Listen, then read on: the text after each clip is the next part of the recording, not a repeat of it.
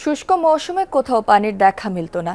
পলি ভরাট হয়ে ভরা বর্ষা জলাবদ্ধতার কারণ হতো। কৃষকের সেচ সংকট কিংবা খরচ সবই বাড়ত। কিন্তু এখন বদলে গেছে সব। দেশজুড়ে পুনঃখনন হওয়া খালে বইছে পানির স্বাভাবিক প্রবাহ। পরিত্যক্ত খালগুলো যেন প্রাণ ফিরে পাচ্ছে। সরকারের খাল পুনঃখনন কর্মসূচির হাত ধরে শুরু হয়েছে নয়া সবুজ বিপ্লবের পথে হাঁটা। মৎস্য আহরণ, হাঁস মুরগি পালন কিংবা কর্মসংস্থান, কত কত সম্ভাবনা। চাঁদপুর ঘুরে এসে মাহফুজ মিঠুর ক্যামেরায় খাল পুনঃখননে বদলে যাওয়া জনপদ আর জনজীবনের কথা জানাচ্ছেন সাইফুদ্দিন রবিন। সিলন টি রপ্তানিতে শীর্ষে।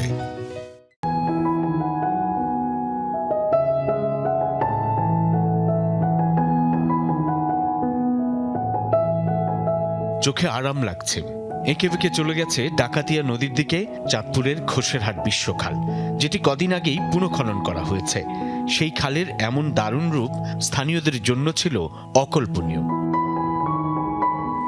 সরকারের খাল পুনঃখনন কর্মসূচির সুফল পেতে শুরু করেছেন দুপারের বাসিন্দারা। পুনঃখনন হওয়া খালে এখন স্বচ্ছ পানির ধারা। একসময় এই বিশ্বখাল সব ঋতুতেই ছিল শুষ্ক, পানির দেখা মিললেও ছিল নোংরা। সেখানেই এখন শৈশবের দুরন্ত সাঁতার, হুল্লোড়। খালের পাড়ে সারিবদ্ধভাবে লাগানো বনজ আর ফলদ গাছের চারা সবুজ বাংলাদেশের কথা বলছে। পাড়ের মাটিতে নানা জাতের শাকসবজি ইতিমধ্যেই স্বাবলম্বী করে তুলছে স্থানীয় বাসিন্দাদের। পানিতে মাছের পোনাদের অবাধ আনাগোনা, হাঁসেদের জলকেলি। কৃষকের পাট ভেজানোর পানি আর জায়গাও মিলল।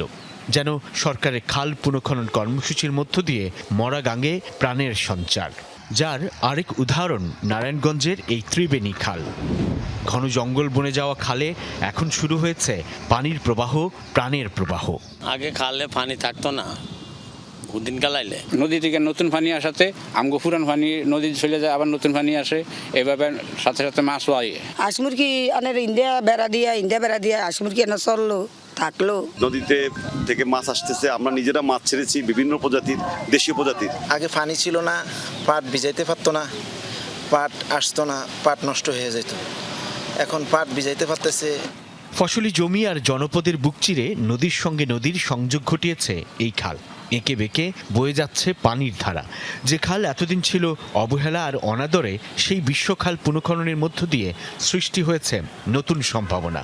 স্থানীয় বাসিন্দারা বলছেন, এখন অতিবৃষ্টিতে জলাবদ্ধতা নেই। শুষ্ক মৌসুমে সেচ সংকটে পড়ার শঙ্কাও দূর হয়েছে। খাল খনন করতে গিয়ে কর্মসংস্থানের সুযোগ পেয়েছেন প্রান্তিক শ্রমিক। বছর জুড়ে রকমারি মাছও মিলবে। ফসলের উৎপাদন বৃদ্ধি আর খরচ কমবে বলেই বিশ্বাস তাদের। গোটা বাস্তুতন্ত্রেই যেন এক দারুণ প্রভাব ফেলতে শুরু করেছে পুনঃখনন হওয়া খালগুলো। আমাদের জমি জামা যে কীটনাশক সিজনে ব্যবহার করি, এইগুলো তো আবার বাড়ি যাইতেছে গিয়া। ক্ষেত্রেই বেশি উপকার হবে। এই যে ক্ষেত পানি দেয়, পানি দিতে পারবো। আবার এলাকার বলাবেন গা গোসল গাটলা দিয়ে দিছে। লেবাররা কাজ করছে, যেমন আমরাও কাজ করছি, এই যে গাছ লাগাইছি, তারপর মাটি কাটছি। এই যে যারা ধান খেতি করে এগুলিকে ভালিব না, সবার লিগেই ভালিব, আঙ্গুল লিগেও ভালিব, ব্যাকের লিগেও ভালিব। 10 থাকলে নান্ডা খাইতে আর বাবু। আমরা শুধু পানির জন্য এতদিন পিছিয়েছিলাম, এখন আমাদের প্রতি হেক্টর আপনার জমির ফসল বেড়ে যাবে। আমরা তো আগে পানি পাইতাম না, তা আমরা হিমশিম খেয়ে যেতাম, খরচ অনেক বাড়িয়ে যেত গিয়া। এখন নদী থেকে সরাসরি পানি আইব, আমরা অনেক কম খরচে এই পানি উঠাইতে পারবো। এই খাল পুনঃখননে বদলে গেছে পাড়ের মানুষের জীবন। যেন হৃদযন্ত্র হয়ে প্রাণ আর প্রকৃতির মেলবন্ধন ঘটিয়েছে। উপকারভোগীরা বলছেন, সরকারের খাল পুনঃখনন কর্মসূচি সুচারুভাবে বাস্তবায়িত হলে গ্রামীণ অর্থনীতি অন্যতম নির্ধারক হবে সামষ্টিক অর্থনৈতিক ধারার। 100 বিঘার মরাই খাল পুনঃখননের পর স্বচ্ছ জলাধারে পরিণত হয়েছে। গাছের ছায়ায় শান্ত, স্নিগ্ধ, শ্যামল, কোমল এক রূপের জন্ম দিয়েছে। বেদখল হওয়া খাল পুনরুদ্ধার করে সরকারের পরিকল্পনা অনুযায়ী 5 বছরে 20,000 কিলোমিটার খাল পুনঃখনন করা সম্ভব হলে কেবলমাত্র নান্দনিক এই সৌন্দর্যের ব্যবহার ঘটিয়ে দেশের অভ্যন্তরীণ গ্রামীণ পর্যটন শিল্পে এক নতুন সম্ভাবনার বিকাশ করতে পারে। স্থানীয় মানুষ, কৃষক তারা বলছেন, তারা ভোগ করবেন বহুমুখী সুফল, যার মধ্য দিয়ে কৃষি উৎপাদন আর কৃষি অর্থনীতিতে ঘটবে ইতিবাচক পরিবর্তন। দেশ হবে খাদ্যে স্বয়ংসম্পূর্ণ এবং স্বনির্ভর বটে। সেই সঙ্গে খাল পুনঃখনন কর্মসূচির মধ্য দিয়ে ঘটবে নয়া এক কৃষি বিপ্লব, সবুজ বিপ্লব।